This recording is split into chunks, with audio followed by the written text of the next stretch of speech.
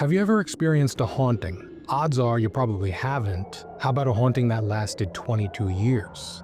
A haunting witnessed by multiple people? How about a haunting terrifying enough to drive you out of your home? I haven't, but Julian has. For today's episode, we're doing something a little different. We're covering a recent story from Uncanny.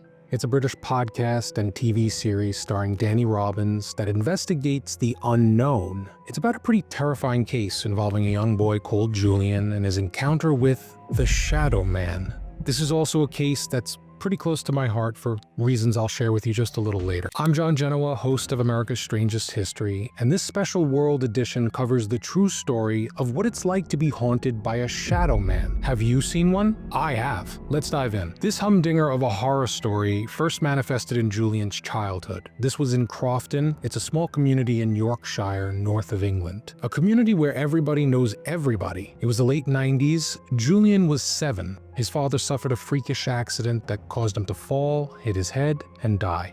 The night his father passed, Julian and his mother stayed at his grandparents' house. They shared a bed in the attic. It was late. His mom was asleep, but Julian was wide awake. He happened to look over at the window, and to his horror, he saw a dark figure of a very tall man standing there all in black. The figure was close to 7 feet tall.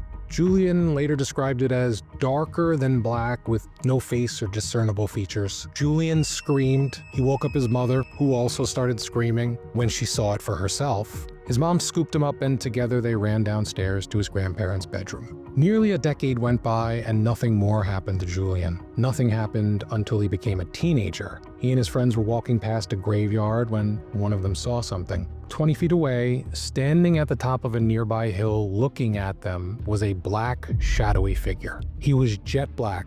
There was no light to it at all. He stood out as being darker than the nighttime darkness around them, if that makes any sense. From that moment on, the figure returned with a vengeance. It appeared regularly around the village, at his school, his friends' homes, also in front of multiple friends of Julian. Julian probably put it best when he said it made his life a living hell. The host of Uncanny, Danny Robbins, spoke to 2 of Julian's friends on camera. Both confirmed his story, by the way. Martin, one of Julian's buddies, said he saw the Shadow Man on 2 occasions. The first time, he was in a churchyard along with 6 other people. His friend Stuart also saw it. He described it like a solid shadow, but distinct and undeniable.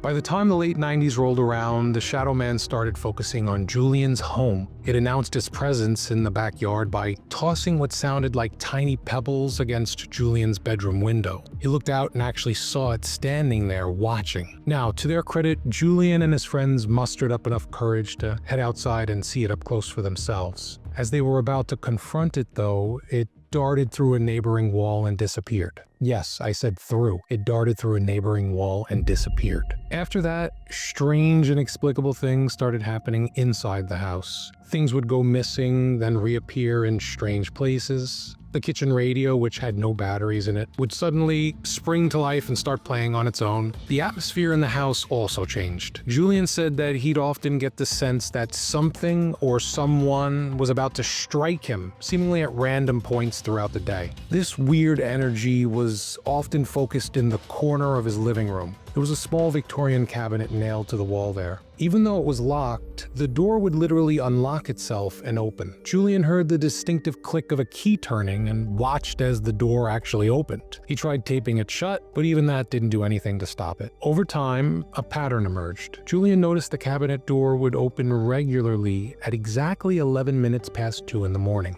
This is going to be important later. Tragically, around this time, Julian's mother was diagnosed with terminal cancer. When Julian was 23 in 2002, his mom was dying. Her breathing now had a particularly distinctive heavy rasp. While on morphine, she finally passed away at the hospital at exactly 11 minutes past 2 in the morning. Julian returned home from the hospital alone, grief-stricken, but like adding salt to a wound, things got even worse. The oppressive atmosphere he occasionally felt was now present 24/7. It was like the house itself came to life. The shadow man started making regular appearances in the house. Julian, who was sitting in the kitchen one night, actually watched it go up the stairs. He heard its distinctive heavy footsteps as it entered his mother's bedroom. He heard it walk slowly around her bed and stop by the bedroom closet. This was a pivotal moment for Julian. He was beyond terrified. I'm terrified. From that moment on, he adopted a nocturnal life.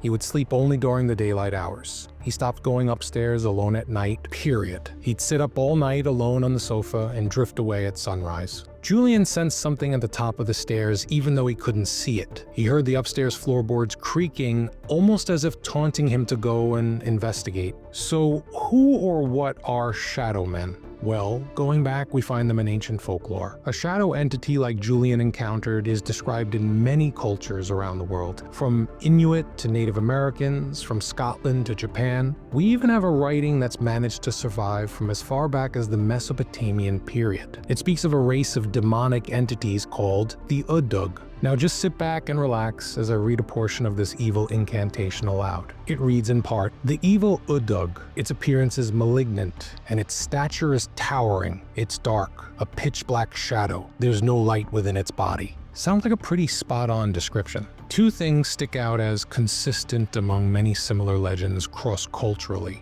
One, shadow men appear to attach themselves to emotionally vulnerable individuals. And two, shadow men are especially interested in those who've experienced great sadness, tragedy, and death. I'm talking about those unfortunate few touched by real darkness. Full disclosure, I'm convinced they're real. I've encountered one myself. They say seeing is believing, right? Well, this one actually tried to kill me. I was there, it happened. It's a long story, so stay tuned for a follow-up video, maybe. For now, let's keep talking about Julian's experiences. Julian was lying on the sofa one night and happened to throw his duvet over a chair next to him.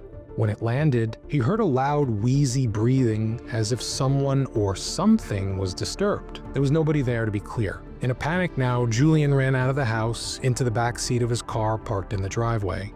Just as he started to calm down, he heard and felt the loudest breath in his ear. He about had a heart attack on the spot and realized that whatever it was, it traveled from the house and was now in the car with him.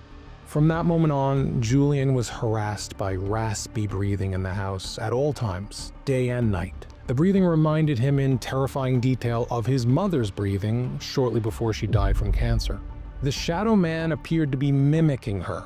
Julian went from feeling targeted to tortured. Now, one night, his friend Martin stayed over to prove to him that this was just all in his head. They both fell asleep in the living room, sitting in armchairs. Sometime in the middle of the night, Martin woke up to the sound of, you guessed it, raspy, wheezy breathing, but it was literally in his face. He was too scared to open his eyes. When he finally mustered up the courage, no one was there. Martin, who clearly arrived a skeptic, woke Julian and told him that they both needed to get the heck out of the house immediately. So they fled to Martin's house where, thankfully, the disturbance didn't follow. But Julian eventually returned home. It's an inevitability. This is when the presence began to get physical. On what became the last night Julian ever spent in his family's home, he was lying on the sofa once again, wide awake, when he heard that Victorian cabinet open. Then came the familiar raspy breathing. Okay, enough was enough. Julian decided to run, but as he rose, an invisible force hit him so hard it knocked the wind out of him.